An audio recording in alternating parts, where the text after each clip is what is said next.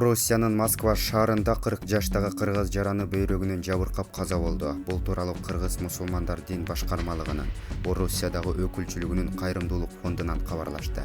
Каза болгон жаран Баткен областына караштуу Ак Таты районунун ШК аттуу тургуну болгон. Ал Москвага 4 ай мурун иштөө үчүн барган. Иштеп жүрүп 1 жума мурун бөйрөгү ооруп ооруканага жаткырылган.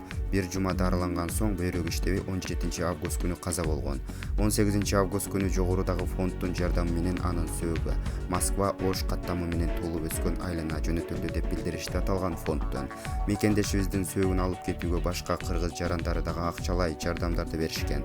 Ал эми каза болгон жарандын 5 баласы бар. Булак Супер KJ.